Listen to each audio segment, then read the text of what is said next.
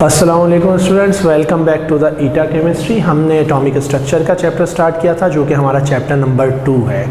हमने chapter number 2 में last topic quantum numbers का पढ़ा था। आज का हमारा जो टॉपिक है वो है डिस्ट्रीब्यूशन ऑफ इलेक्ट्रॉन्स, जिसमें हम पढ़ेंगे rule for distribution of electrons, और उसके अलावा हम एक टॉपिक पढ़ेंगे how to deduce neutron, proton and electron from atomic number and nucleon number.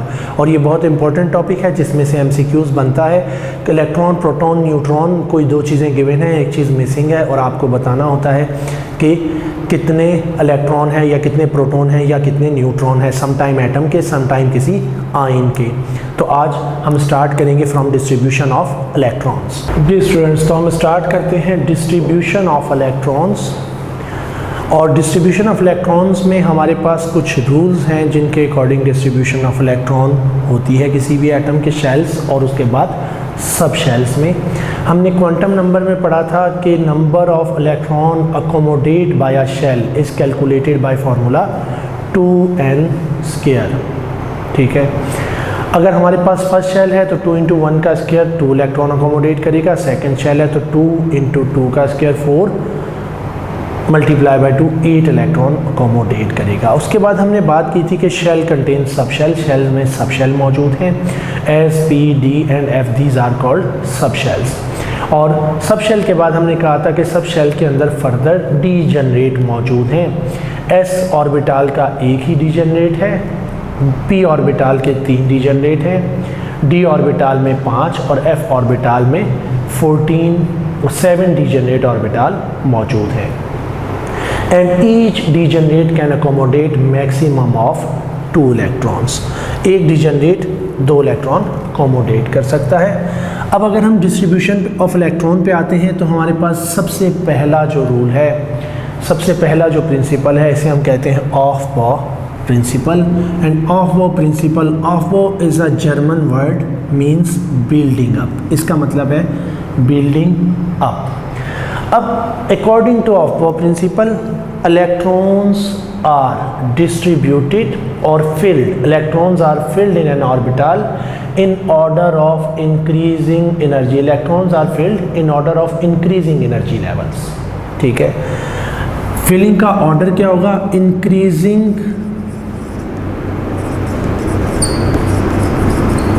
Energy order में फिलिंग ऑफ इलेक्ट्रॉन होगी। अब हमें कैसे पता चलेगा कि इंक्रीजिंग ऑर्डर ऑफ एनर्जी क्या है? तो उसके लिए हमारे पास रूल है जिसे हम कहते हैं N+L रूल। N+L रूल कहता है कि sum of value of principal quantum number plus value of azimuthal quantum number, अगर हम इन दोनों को ऐड करें, जिस ऑर्बिटाल के लिए इसकी वैल्यू लार्ज होगी उसकी एनर्जी हाई होगी, जिसके लिए इसकी वैल्यू कम आएगी वो लोअर एनर्जी ऑर्बिटाल होगा। So order of energy is determined by N+L rule. तो N+L rule is used to determine energy order. हम एनर्जी ऑर्डर मालूम करने के लिए N+L रूल यूज़ करेंगे। और अगर मैं कहता हूँ मेरे पास ऑर्बिटाल है 3D एंड 4F, तो हम इनके लिए N+L वैल्यू देख लेंगे, जिसके लिए N+L वैल्यू कम होगी लोअर एनर्जी ऑर्बिटाल, जिसकी N+L वैल्यू ज़्यादा होगी वो हायर एनर्जी ऑर्बिटाल होगा। और electron first goes into lower energy orbital, पहले इलेक्ट्रॉन फिल होगा लोअर एनर्जी ऑर्बिटाल में। अब 3D ऑर्बिटाल है, ये जो 3 है ये N है, ये प्रिंसिपल क्वांटम नंबर है। ठीक है, तो हमारे पास प्रिंसिपल क्वांटम नंबर की वैल्यू इसके लिए क्या है? 3 है, n = 3। उसके बाद d ऑर्बिटाल के लिए l की वैल्यू क्या होती है? हमने कहा था value of azimuthal quantum number is 1 less than principal quantum number. तो l की वैल्यू क्या हो जाएगी? d ऑर्बिटाल है तो वो हो जाएगी 2। ठीक है। s ऑर्बिटल के लिए हमारे पास वैल्यू ऑफ l क्या होती है, s के लिए 0, p के लिए 1, d के लिए 2 एंड f के लिए 3। तो हमारे पास n प्लस l क्या हो जाएगा, n plus l is equal to 3 plus 2 is equal to 5। अब अगर हम 4f ऑर्बिटल के लिए n plus l value calculate करें तो n is equal to 4, principal quantum number 4 है, प्लस f के लिए l की वैल्यू क्या है 3, 4 plus 3 is equal to 7। 3d orbital के लिए हमारे पास n प्लस l वैल्यू 5 है और 4f के लिए 7 है, तो हम कहेंगे 3d is lower energy then 4f। हम किसी भी दो ऑर्बिटल का energy level order of energy मालूम कर सकते हैं कि which one is lower energy which one is high energy by adding n plus l value. तो सबसे पहले हमारे पास क्या है, Aufbau principle, and according to Aufbau principle electrons are filled in order of increasing energy level and order of energy level is determined by n plus l rule. If n plus l value is small the energy level is lower energy. If n plus l value is large, this energy level is of higher energy. ठीक है, हम किसी भी दो orbital का जब energy मालूम कर n प्लस l वैल्यू मालूम करें, उनमें से जिसकी n प्लस l वैल्यू कम होगी वो लोअर एनर्जी ऑर्बिटल होगा। उसके बाद अगर हमारे पास n plus l value same आ जाए, अगर किसी दो ऑर्बिटल के लिए क्या है n plus l value same है, तो orbital with smaller n value is the lower energy orbital, जिसकी n वैल्यू स्मॉल होगी वो एक लोअर एनर्जी ऑर्बिटल हो। स्टूडेंट्स, हमने बात की कि अगर हमारे पास दो ऑर्बिटल की same n plus l value आ जाएगी तो लोअर एनर्जी ऑर्बिटल वो होगा जिसके लिए n वैल्यू लोअर होगी। फॉर एग्जांपल अगर हम बात करते हैं 3d orbital and 4p orbital की, तो 3d ऑर्बिटल के लिए हमारे पास n प्लस l वैल्यू क्या होगी, n is equal to 3, plus d orbital के लिए l वैल्यू क्या है 2, 3 plus 2 is equal to 5। 4p orbital के लिए हमारे पास n value 4 plus p orbital के लिए l की वैल्यू क्या होती है 1, तो इट इज़ इक्वल टू 5। दोनों के लिए हमारे पास n प्लस l वैल्यू क्या है 5 है। So which one is the lower energy, 3d orbital के लिए n वैल्यू लोअर है जबकि 4p ऑर्बिटल के लिए n की वैल्यू हायर है, और n क्या है प्रिंसिपल क्वांटम नंबर। तो हमें मालूम है कि लोअर ऑर्बिटल जिसका प्रिंसिपल क्वांटम नंबर लो होगा उसकी एनर्जी कम होगी, तो स्मॉलर द n वैल्यू, ठीक है, lower is the energy of orbital. तो हम कहेंगे 3d इज़ लोअर एनर्जी, इनमें से 3d लोअर एनर्जी ऑर्बिटल होगा हमारे पास जो दूसरा रूल है डिस्ट्रीब्यूशन ऑफ इलेक्ट्रॉन्स का, वो है हमारे पास Pauli's exclusion principle. And Pauli's exclusion principle के मुताबिक किसी भी दो इलेक्ट्रॉन के जो कि सेम ऑर्बिटल में हों और उसके बाद सेम डिजेनरेट में हो, same value of all four quantum number नहीं हो सकती। तो according to Pauli's exclusion principle, no two electron residing in a same orbital have same value of all four quantum numbers. हम इसकी एक एग्जांपल देखते हैं। फॉर एग्जांपल हम बात करते हैं कि हमारे पास एक इलेक्ट्रॉन है जो कि s ऑर्बिटल में है फर्स्ट शेल के, n इज इक्वल टू 1 है, फर्स्ट शेल है, l इज इक्वल टू 0 हो जाएगा, इसके लिए principal quantum number 1, azimuthal quantum number 0, magnetic quantum number -l to +l होता है, तो ये हो जाएगा हमारे पास 0। एंड स्पिन क्वांटम नंबर क्या होगा, इलेक्ट्रॉन या तो क्लॉकवाइज होगा या इलेक्ट्रॉन एंटी क्लॉकवाइज होगा। ठीक है, कोई भी इलेक्ट्रॉन या तो क्लॉकवाइज डायरेक्शन में होगा स्पिन या एंटी क्लॉकवाइज में होगा। इसका मतलब है s की वैल्यू क्या होगी, +½ और -½ इसमें से कोई एक होगी।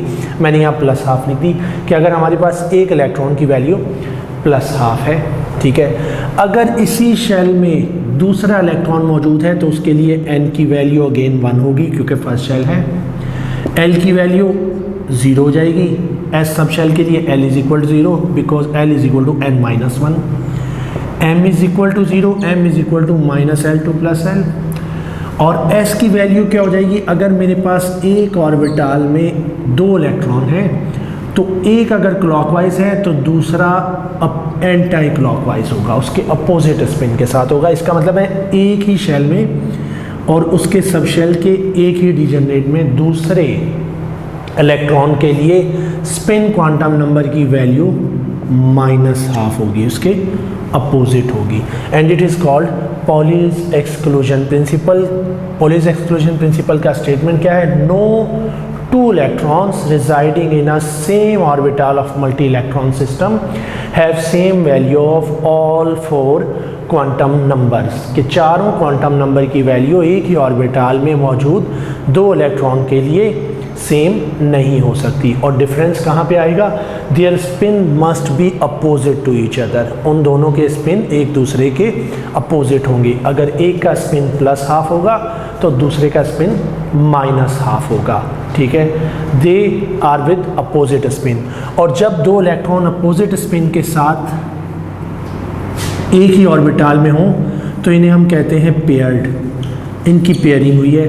If 1 electron is present it is called unpaired electron. Students, हमारे पास जो तीसरा रूल है डिस्ट्रीब्यूशन ऑफ इलेक्ट्रॉन का, वो है horns rule. And according to horns rule, if degenerate orbital of equal energy are available, then electron will go to the different orbital with same spin rather than into the same orbital with opposite spin। अब इसका मतलब क्या है, अगर हमारे पास हम एक atom ले लेते हैं, हम कहते हैं हमारे पास मौजूद है क्लोरीन, एटॉमिक नंबर 17। अगर हम इसकी इलेक्ट्रॉनिक कन्फिग्रेशन लिखते हैं 1s2 2s2 2p6 3s2 3p5, ये जो 3p5 के 5 इलेक्ट्रॉन्स हैं, हमें मालूम है p ऑर्बिटल के 3 डीजनरेट हैं, px py एंड pz। ये x y और z रिप्रेजेंट कर रहा है इनकी डायरेक्शन इन एन स्पेस, ये इनकी ओरिएंटेशन को रिप्रेजेंट करता है, ठीक है। अब ये 5 इलेक्ट्रॉन इन 3 डीजनरेट में कैसे फिल होंगे, पहले एक इलेक्ट्रॉन एक डीजनरेट में आएगा, फिर दूसरा इलेक्ट्रॉन दूसरे डीजनरेट में विद सेम स्पिन, तीसरा इलेक्ट्रॉन तीसरे डीजनरेट में विद सेम स्पिन, इन तीनों की एनर्जी इक्वल है। अब चौथा इलेक्ट्रॉन यहाँ पे अपोजिट स्पिन के साथ पेयर करेगा और 5वां इलेक्ट्रॉन यहाँ अपोजिट स्पिन के साथ पेयर करेगा। ऐसा नहीं होगा कि ये 5 इलेक्ट्रॉन जब 3 डीजनरेट में फिल हो तो पहले एक यहाँ पेयर बन जाए, फिर दूसरा पेयर हो जाए और उसके बाद तीसरा जो है यहाँ पे अनपेयर्ड बचे, पहले 2 पेयर हो जाए फिर 2 और फिर लास्ट। ऐसे डिस्ट्रीब्यूशन नहीं होती, ऐसे फिलिंग नहीं होती। अगर हमारे पास सोडियम है, ठीक है, atomic number 11 1s2 2s2 2p4 2p6 10 3s1, इसके पास s ऑर्बिटल में एक इलेक्ट्रॉन है, ठीक है। इसके बाद हमारे पास एटॉमिक नंबर 12 है मैग्नीशियम। हम अगर कन्फिग्रेशन लिखेंगे तो Mg एटॉमिक नंबर 12 ये हो जाएगा 3s2, ठीक है। इसके बाद हमारे पास है, हम एटॉमिक नंबर 14 की कन्फिग्रेशन लिखते हैं, ठीक है। हमारे पास एटॉमिक नंबर 14 है, हम अगर कन्फिग्रेशन लिखेंगे 1s2 2s2 2p6 3s2 3p2, ठीक है। अब हमारे पास p में जो 2 इलेक्ट्रॉन आएंगे ये 3 डीजनरेट में डिस्ट्रीब्यूट होने हैं, तो हमारे पास ये कैसे फिल होंगे, पहले एक इलेक्ट्रॉन अनपेयर्ड, उसके बाद दूसरा इलेक्ट्रॉन अनपेयर्ड दूसरे इक्वल एनर्जी डीजनरेट ऑर्बिटल में। ये सही डिस्ट्रीब्यूशन ऑफ इलेक्ट्रॉन होगी, ना कि ऐसा हो कि 3 डीजनरेट में एक पेयर ऑफ इलेक्ट्रॉन आ जाए और 2 एम्प्टी रहे। ये है हमारे पास होम्स रूल कि no, if if degenerate orbitals of equal energy are available, then electron will fill in an orbital with same spin rather than into the same orbital with opposite spin. Fill in a different orbital with same spin. Different orbital में same spin के साथ पहले filling होगी, उसके बाद pairing होगी, ना कि पहले ही जो है वो सेम ऑर्बिटल में अपोजिट स्पिन के साथ पेयर्ड होंगे। ठीक है, इसे हम कहेंगे हुंडजूल। अब इसके बाद हमें मालूम होना चाहिए कि हम किसी भी एटम की इलेक्ट्रॉनिक कन्फिग्रेशन लिख सकें। अगर हमें कहा जाए कि इलेक्ट्रॉनिक कन्फिग्रेशन लिखें तो हमें इलेक्ट्रॉनिक कन्फिग्रेशन लिखनी आनी चाहिए।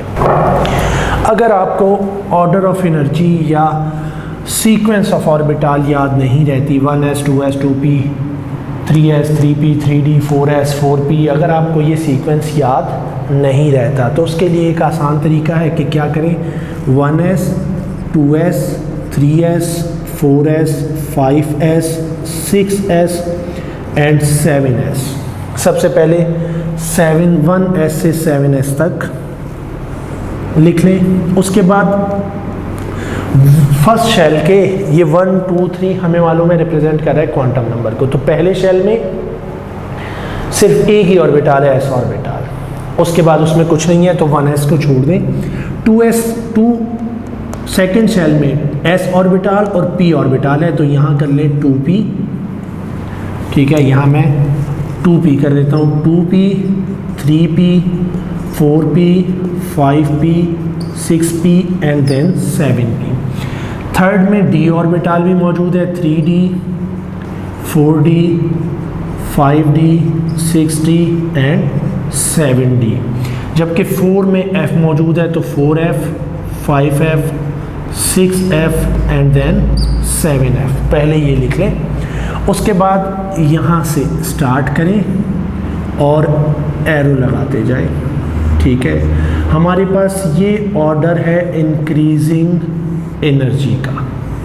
ठीक है, एनर्जी इंक्रीज हो रही है इस ऑर्डर में। इसका मतलब है सबसे lower 1s, then go to 2s then 2p 3s 3p 4s के बाद 3d। इसका मतलब है 4s is lower in energy than 3d।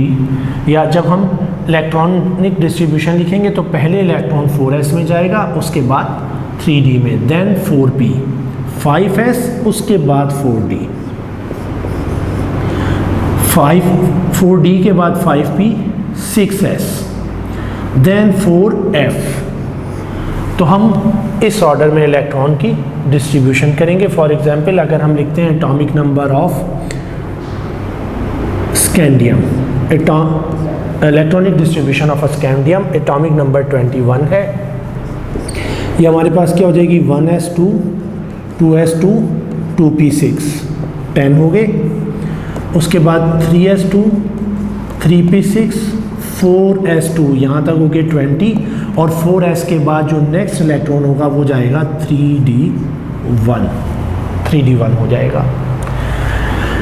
इसी तरह अगर मैं इलेक्ट्रॉनिक कन्फिग्रेशन लिखता हूँ क्रोमियम की, एटॉमिक नंबर 24, तो ये क्या हो जाएगी, 1s2 2s2 2p6 3s2 3p6 4s2 3d4 नहीं करना, बल्कि यहाँ पे क्रोमियम एक एक्सेप्शन है और ये होता है 4s1 3d5। ठीक है, हमारे पास क्रोमियम की इलेक्ट्रॉनिक कन्फिग्रेशन क्या है, 4s1 3d5 है। s में एक इलेक्ट्रॉन है और d में 4 के बजाय 5 इलेक्ट्रॉन होते हैं। और इसकी रीज़न क्या है, हम कहते हैं half filled orbitals, half filled and completely filled are more stable than partially filled orbitals. हमारे पास हाफ फिल्ड ऑर्बिटल और कंप्लीटली फिल्ड ऑर्बिटल ज़्यादा स्टेबल होगा पार्शियल फिल्ड ऑर्बिटल से। अगर हम यहाँ पे लिखते हैं 4s2 3d4, तो ये कम्प्लीटली फिल्ड है, जबकि 3d पार्शली फिल्ड है। और अगर हम लिखते हैं 4s1 3d5, तो ये भी हाफ फिल्ड है और ये भी हाफ फिल्ड है, बोथ आर स्टेबल। ठीक है, तो इस वजह से इन दोनों की स्टेबिलिटी ज़्यादा है। यहाँ इसकी स्टेबिलिटी ज़्यादा है लेकिन इसकी स्टेबिलिटी कम है। इसके बाद हमारे पास एक और एक्सेप्शन भी मौजूद है जो कि बहुत कॉमन है, वो है कॉपर, एटॉमिक नंबर 29। अगर हम कॉपर की इलेक्ट्रॉनिक कन्फिग्रेशन लिखेंगे तो ये हो जाएगी 1s2 2s2 2p6 3s2, then 3p6 4s and 3d। अगर हम नॉर्मली लिखते हैं तो ये बनती है 4s2 3d9, लेकिन ऐसा नहीं होता, बल्कि इसकी कन्फिग्रेशन होती है 4s1 एंड 3d10, क्योंकि अगर s का एक इलेक्ट्रॉन d ऑर्बिटाल में जाता है तो s हाफ फिल्ड हो जाएगा और d कंप्लीटली फिल्ड हो जाएगा। तो हमारे पास कॉपर की इलेक्ट्रॉनिक कन्फिग्रेशन भी एक एक्सेप्शन है और वो आपने याद रखनी है 4s1 3d10। यहाँ पे भी यही रूल है कि half filled and completely filled are more stable than partially filled orbital. ठीक है, तो आपको इलेक्ट्रॉनिक कन्फिग्रेशन लिखनी आनी चाहिए, किसी भी ऑर्बिटाल की इलेक्ट्रॉनिक कन्फिग्रेशन, आप किसी भी एटम की इलेक्ट्रॉनिक कन्फिग्रेशन आप लिख सकें। ठीक है, अगर आपके पास एटॉमिक नंबर मौजूद है या आपके पास एटम का सिंबल मौजूद है तो आप उसको देखते हुए आपके जो भी एटॉमिक नंबर जहन में आप उसकी कन्फिग्रेशन, इसके अलावा एटम के अलावा कन्फिग्रेशन आयन की भी हो सकती है। जैसे अगर मैं कहूँ Cl नेगेटिव आयन की इलेक्ट्रॉनिक कन्फिग्रेशन लिखें तो यहाँ पे कोई ख़ास डिफरेंस नहीं आएगा, सिर्फ हम क्या करेंगे 17 के बजाय 18 इलेक्ट्रॉन कर देंगे। Atomic number is 17 but number of electrons are 18, क्योंकि इसके ऊपर एक यूनी नेगेटिव चार्ज मौजूद है।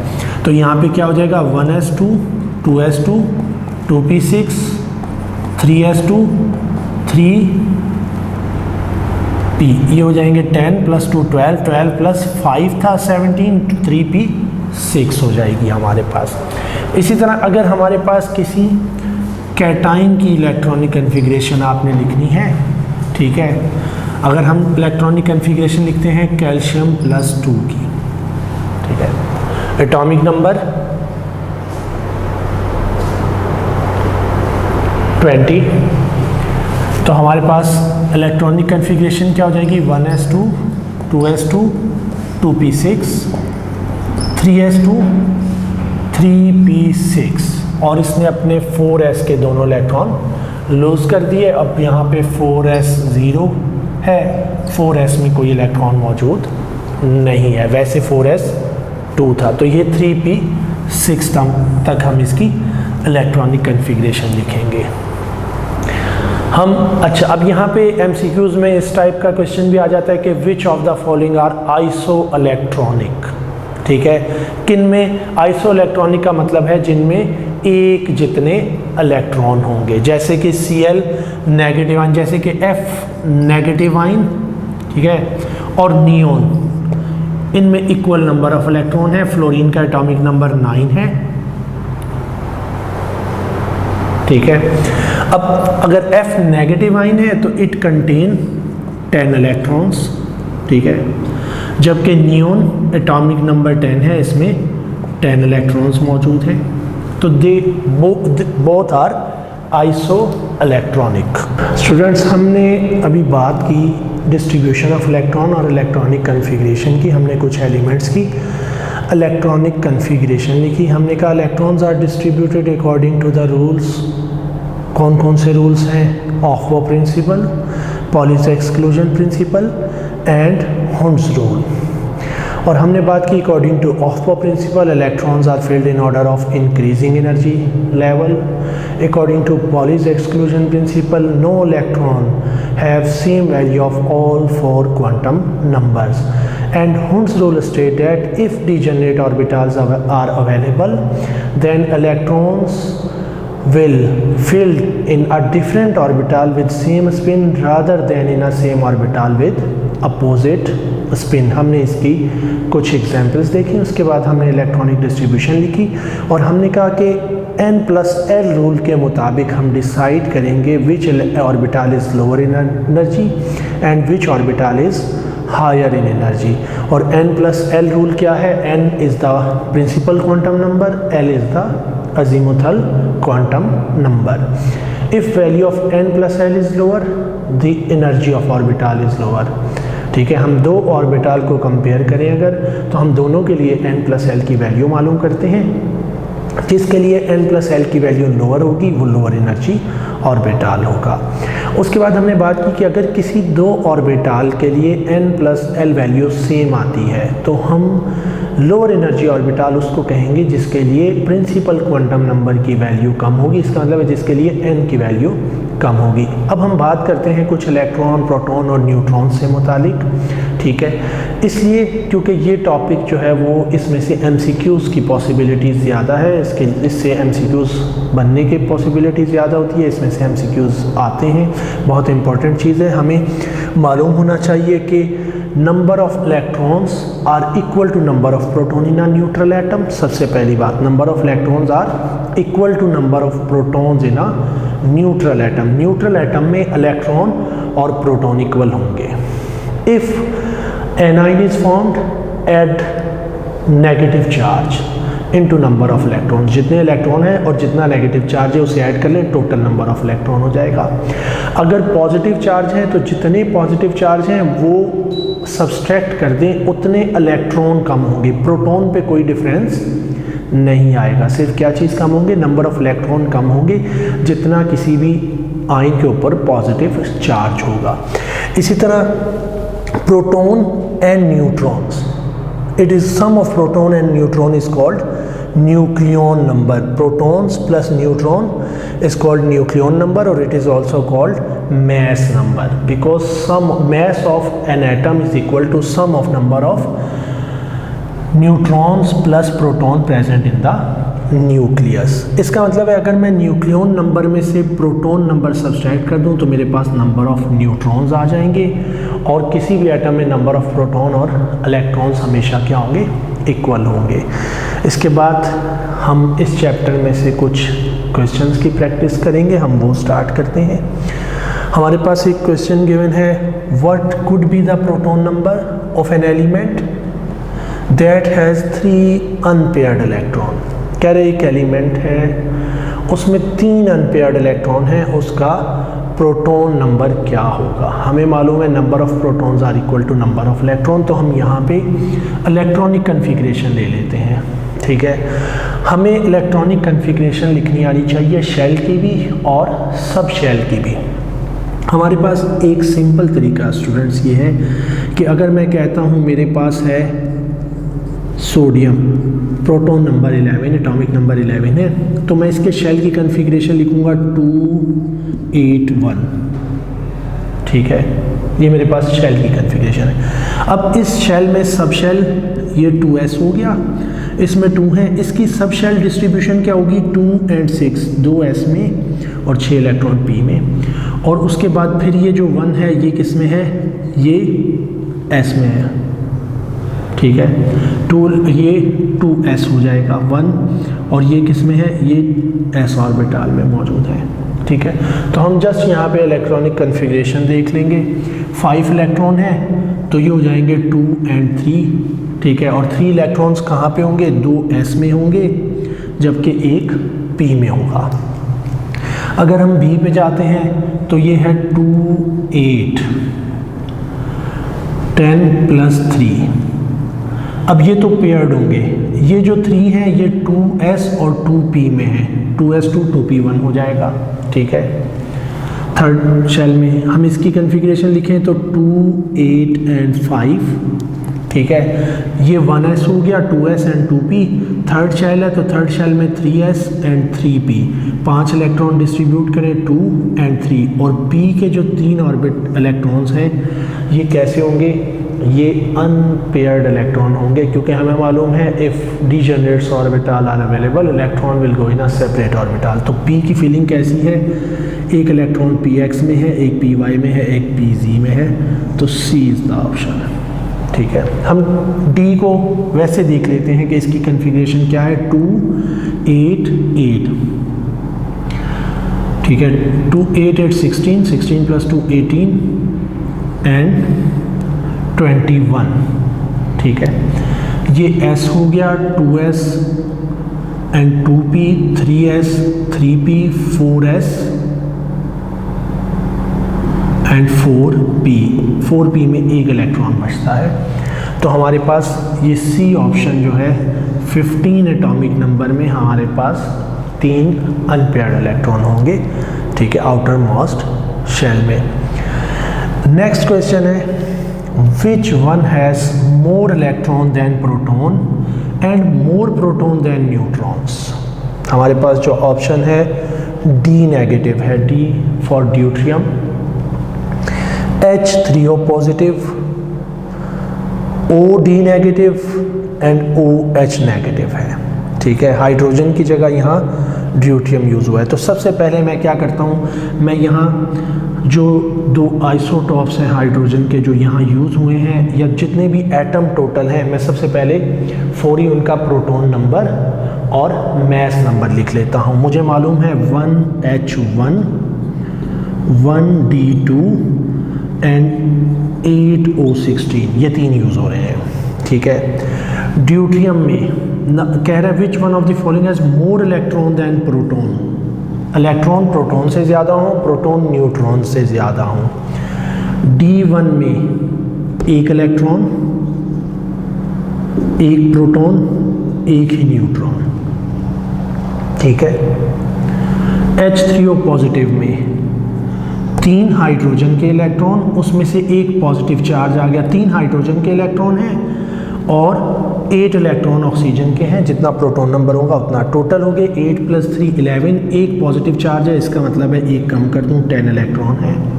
अगर मैं प्रोटॉन कैलकुलेट करता हूं, हाइड्रोजन के पास H1 के पास कोई प्रोटॉन नहीं होता, ठीक है, सिर्फ एक न्यूट्रॉन होता है, तो कोई प्रोटॉन नहीं है। ऑक्सीजन के पास number of electrons are equal to proton, proton number 8 है तो इसके पास 8 प्रोटॉन हो गए।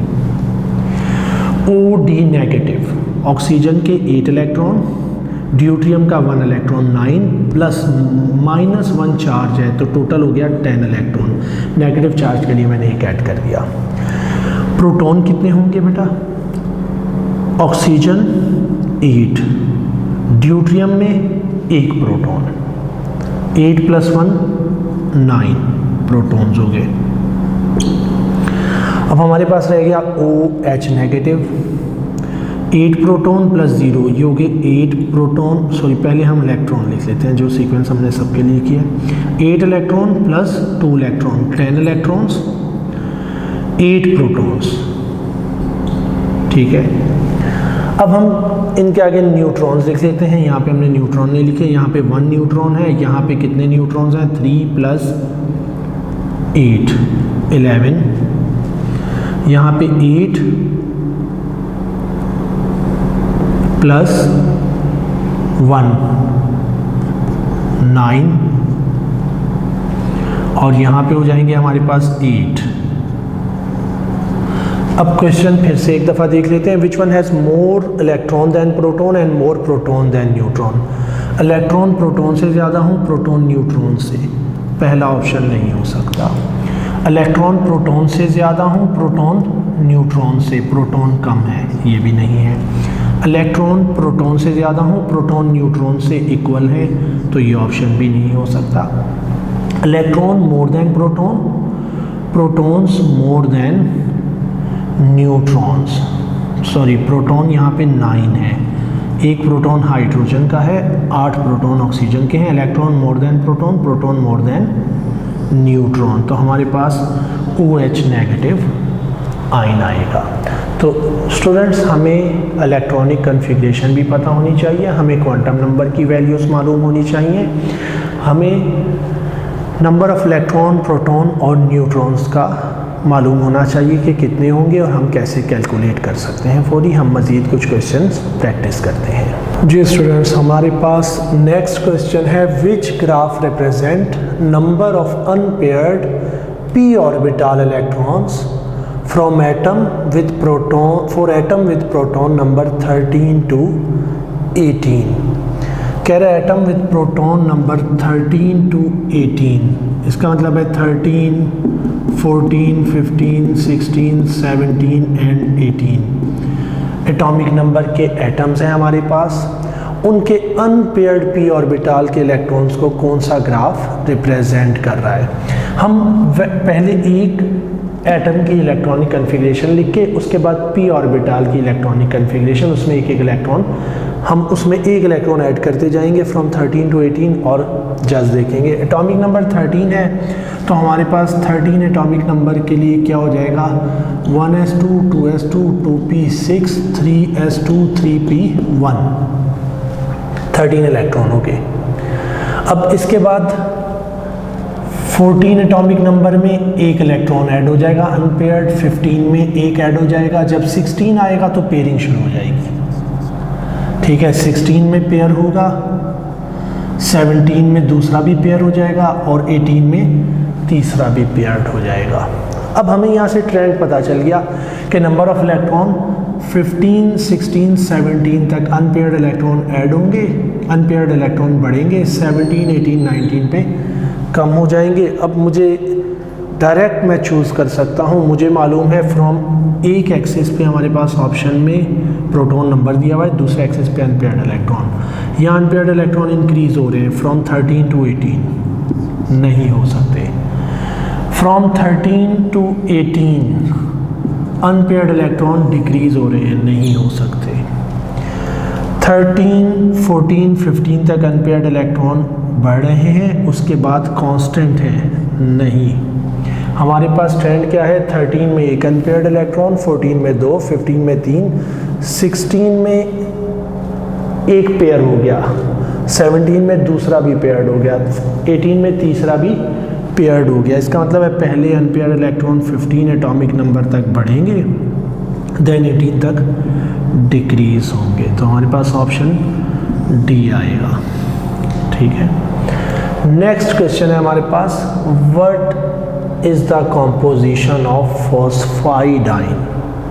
फॉस्फाइडाइन का फॉर्मूला दिया हुआ है, ठीक है, 15p32 3 नेगेटिव। तो स्टूडेंट्स हमें यहाँ पे ये मालूम होना चाहिए कि जो लिखा हुआ है 15 सबस्क्रिप्ट में, ये प्रोटॉन नंबर है जिसे हम एटॉमिक नंबर भी कहेंगे। जो 32 सुपरस्क्रिप्ट में गिवन है ये हमारे पास है न्यूक्लियॉन नंबर और मैस नंबर, और ये क्या है, प्रोटॉन प्लस न्यूट्रॉन का सम है, और 3 नेगेटिव इसका चार्ज है। ठीक है, अब यहाँ पे हमारे पास जो ऑप्शन है वो क्या है, ऑप्शन ए है 15 प्रोटॉन 17 न्यूट्रॉन 18 इलेक्ट्रॉन, बी में हमारे पास है 15 proton 17 neutron 32 electrons, 17 proton 15 neutron 17 electrons, और D 32 proton 17 neutron and 15 electrons. Students सबसे पहले अगर हमें यहाँ गिवन है फॉस्फाइडाइन 15 32, तो हमें मालूम है 15 is the proton number, proton 15 होंगे। तो हम यहाँ देखेंगे प्रोटॉन किस में 15 है, फर्स्ट साइड पे मैं रिजेक्ट करता हूँ ऑप्शन सी और डी को, क्योंकि जो प्रोटॉन नंबर है नंबर ऑफ प्रोटॉन इतने ही होने चाहिए। तो मेरे पास जो ऑप्शन आएगा वो ए और बी में से होगा। अब उसके बाद ये न्यूट्रॉन प्लस प्रोटॉन का सम है 32, तो हमें मालूम है अगर हम न्यूक्लियॉन नंबर माइनस प्रोटॉन करेंगे तो ये आ जाएंगे neutron, number of neutrons. 32 minus 15 is equal to 17। ये दोनों का सम है प्रोटॉन प्लस न्यूट्रॉन का, ये प्रोटॉन है, मैं प्रोटॉन माइनस कर दूं इसमें से ठीक है, 32 में से 15 माइनस कर दूँ तो मेरे पास रिमेनिंग न्यूट्रॉन बच गए। न्यूट्रॉन 17 है, ऑप्शन ए में भी 17 है, बी में भी 17 है, इसका मतलब है न्यूट्रॉन मेरे पास 17 ही होंगे। उसके बाद रह गए इलेक्ट्रॉन। हमें मालूम है in neutral atom number of protons are equal to number of electron. इसका मतलब है फॉस्फोरस के पास 15 इलेक्ट्रॉन्स हैं, ठीक है, प्लस 3 में कर देता हूँ नेगेटिव चार्ज, 3 नेगेटिव चार्ज हैं तो 3 इलेक्ट्रॉन, तो ये हो गए 18 इलेक्ट्रॉन्स। तो ऑप्शन इज ए में हमारे पास 15 प्रोटॉन है, 17 न्यूट्रॉन है एंड 18 इलेक्ट्रॉन्स हैं, ठीक है। नेक्स्ट क्वेश्चन है हमारे पास, how many electrons are present in hydrogen carbonate ion. Hydrogen carbonate ion और बाइकार्बोनेट एक ही चीज़ है। हम कार्बोनेट CO3 2 नेगेटिव को कहते हैं, बाइकार्बोनेट हम कहते हैं HCO3 नेगेटिव को। Bicarbonate is also called hydrogen carbonate, इसी का दूसरा नाम हाइड्रोजन कार्बोनेट है। जैसे कि यहाँ पे calcium hydrogen carbonate CaHCO3 twice, इसका फॉर्मूला दिया हुआ है। कैल्शियम हाइड्रोजन कार्बोनेट है, इसे कैल्शियम बाइकार्बोनेट भी कहते हैं। अब हमने नंबर ऑफ इलेक्ट्रॉन कैलकुलेट करने हैं। यहाँ पे स्टूडेंट क्वेश्चन को हमेशा अपने MCQs में बहुत केयरफुली पढ़ना है उसके स्टेटमेंट को, क्योंकि स्टेटमेंट ऐसा होता है कि जल्दबाजी में अगर हम करें तो हम उसमें मिस्टेक कर देते हैं क्योंकि हम सही से उसको समझते नहीं। यहाँ पे दिया हुआ है how many electron are present in hydrogen carbonate ion not in calcium carbonate. ये जस्ट हेल्प के लिए आगे दिया हुआ है, हिंट है कि CaHCO3 2 ट्वाइस कैल्शियम कार्बोनेट है, तो इसमें से हमें मालूम है HCO3 इज हाइड्रोजन कार्बोनेट, हमने इसके इलेक्ट्रॉन काउंट करने हैं। हम क्या करें, हम HCO3 लिख लेते हैं, HCO3 पे चार्ज होता है -1। अब हम इलेक्ट्रॉन काउंट कर लेते हैं। हाइड्रोजन का 1 इलेक्ट्रॉन, कार्बन के प्रोटॉन नंबर 6 है तो 6 इलेक्ट्रॉन, ऑक्सीजन का प्रोटॉन नंबर 8 होता है तो 8 इलेक्ट्रॉन एक ऑक्सीजन में, और यहाँ 3 ऑक्सीजन है तो 24, और एक हम ऐड कर लें नेगेटिव चार्ज का 24, 6 30 प्लस 32 इलेक्ट्रॉन्स होंगे। हमारे पास ऑप्शन A 30 है, B 31 है, C इज 32, ठीक है। तो हम आसानी से चूज़ कर सकते हैं इस तरीके से। जी स्टूडेंट्स, हमारे पास नेक्स्ट क्वेश्चन है, gallium nitride is ionic compound containing gallium 3 positive ion, Ga3 positive है। What is electronic arrangement of nitrogen in gallium nitride. Gallium nitride में नाइट्रोजन की इलेक्ट्रॉनिक कन्फिग्रेशन क्या होगी, ठीक है। अब नाइट्रोजन जब गैलियम 3 पॉजिटिव है तो गैलियम नाइट्राइड बनेगा GaN, ठीक है, क्योंकि नाइट्रोजन की वैलेंसी होती है -3।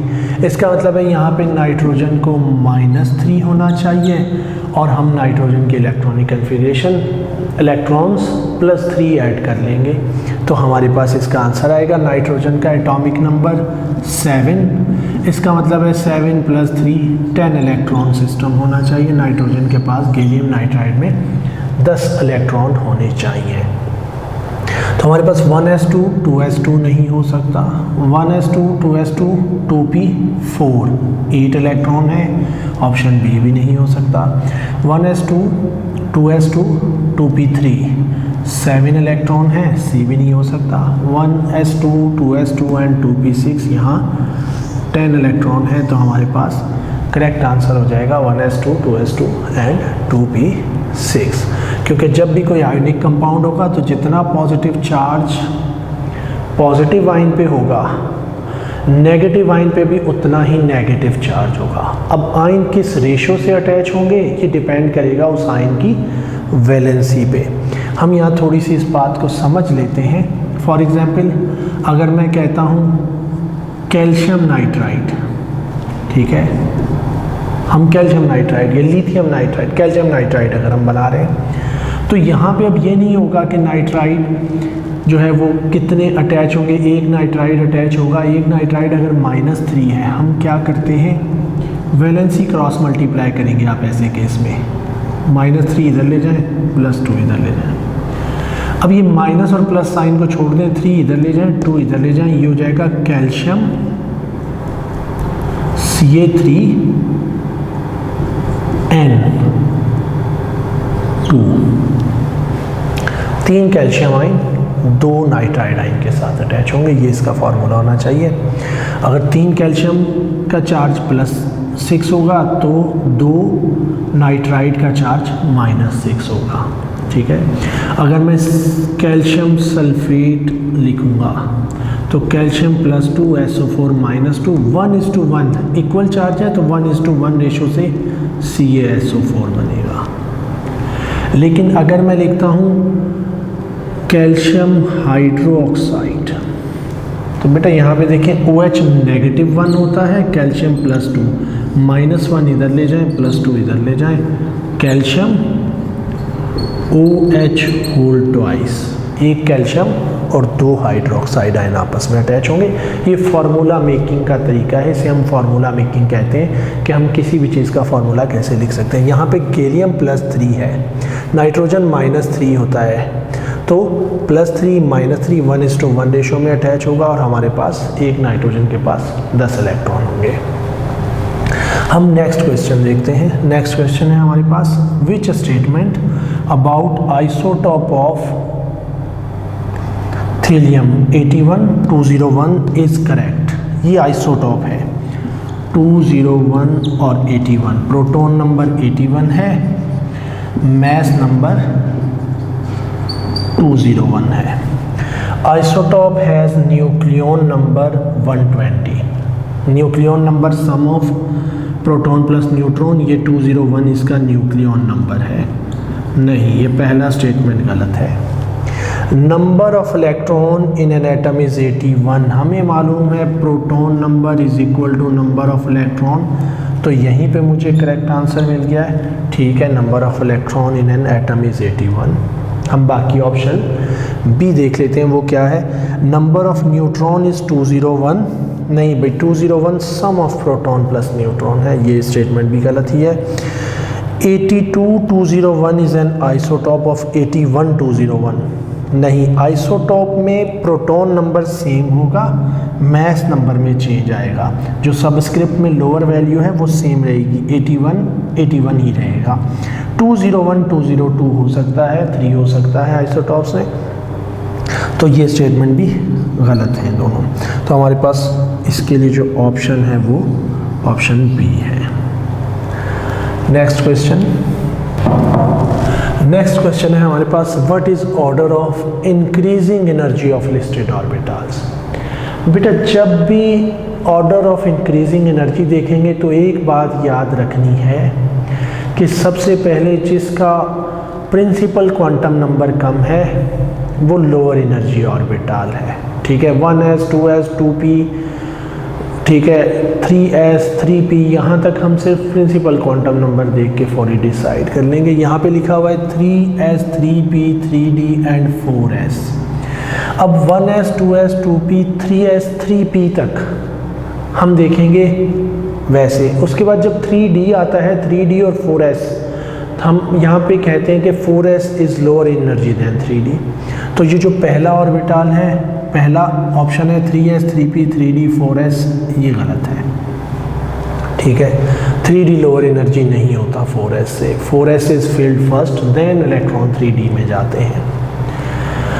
उसके बाद बी ऑप्शन है 3s 3p 4s and then 3d, हमें मालूम है पहले 3s देन 3p फिर 4s देन 3d, ठीक है, ये करेक्ट ऑर्डर है बिल्कुल। उसके बाद है 3s 4s 3p 3d, 3p 4s से बाद चला गया तो ये सही नहीं हो सकता, ठीक है, प्रिंसिपल क्वांटम नंबर के हिसाब से। और n+l रूल भी देख लें, 4 + 0 3 + 2, ठीक है, 4 प्लस ये 4 ऑर्बिटल है, प्रिंसिपल क्वांटम नंबर 4 है, ठीक है। ये 3 + 1 3 + p के लिए 1 4, दोनों का 4 है और इसका प्रिंसिपल क्वांटम नंबर 4 है, तो ये हायर होगा। इसी तरह 4s then 3s 3p 3d, ये ऑर्डर भी बिल्कुल गलत है, तो हमारे पास बी ऑप्शन है। और मैंने एक लेक्चर में जब हमने पीछे बात की है थोड़ी देर पहले इलेक्ट्रॉनिक कन्फिग्रेशन की, तो वहाँ मैंने कहा कि अगर आपको इसमें कोई कन्फ्यूजन होता है, आपको ये ऑर्डर याद नहीं रहते, तो आप 1s 2s 3s 3p just 1 minute में ये जो है वो लिख के इसको कर सकते हैं।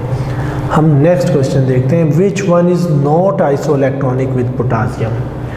आइसोइलेक्ट्रॉनिक का मतलब है which contain same number of electron. जिन दो चीज़ों में एक जितने इलेक्ट्रॉन हो उन्हें हम आइसोइलेक्ट्रॉनिक कहते हैं। अब यहाँ पे क्वेश्चन है which one is not isoelectronic with के पॉजिटिव। कह रहे जो के पॉजिटिव के आइसोइलेक्ट्रॉनिक नहीं है, इसका मतलब है जिसमें के पॉजिटिव आयन जितने इलेक्ट्रॉन ना हो। के पॉजिटिव में कितने इलेक्ट्रॉन है पहले तो मैं ये निकाल लेता हूँ। पोटासियम एटॉमिक नंबर 19 +1 चार्ज है तो एक कम कर देता हूँ 18 electrons. Calcium atomic number 20 +2 charge है, 20 में से 2 कम करें, इसमें भी 18 इलेक्ट्रॉन है, आइसोइलेक्ट्रॉनिक विद पोटासियम। क्लोरीन में 17 इलेक्ट्रॉन होते हैं, 17, एक नेगेटिव चार्ज है तो एक इलेक्ट्रॉन ऐड कर दिया, 18 electron. Cl negative is isoelectronic with K positive. S2 negative sulphur atomic number 32, sorry atomic number 16, math 32, atomic number 16 2 negative, 16 plus 2 negative charge हैं, 2 नेगेटिव ऐड किया, 18 इलेक्ट्रॉन, इसमें भी 18 है। अब अंडरस्टूड है कि टाइटेनियम जो है वो आइसोइलेक्ट्रॉनिक नहीं होगा, लेकिन हम इसका एटॉमिक नंबर भी देख लेते हैं। स्कैंडियम देन टाइटेनियम, डी और डी एलिमेंट की फर्स्ट सीरीज़ का दूसरा एलिमेंट है एटॉमिक नंबर 22 के साथ। 22 + 3 नेगेटिव चार्ज है तो 3 कम कर दें, इसमें 19 इलेक्ट्रॉन है। ठीक है, तो it is not isoelectronic with potassium, यही हमारे पास करेक्ट ऑप्शन है। ठीक है स्टूडेंट्स, नेक्स्ट क्लास लेक्चर में इंशाल्लाह नेक्स्ट चैप्टर के साथ हम स्टार्ट करेंगे। ओके।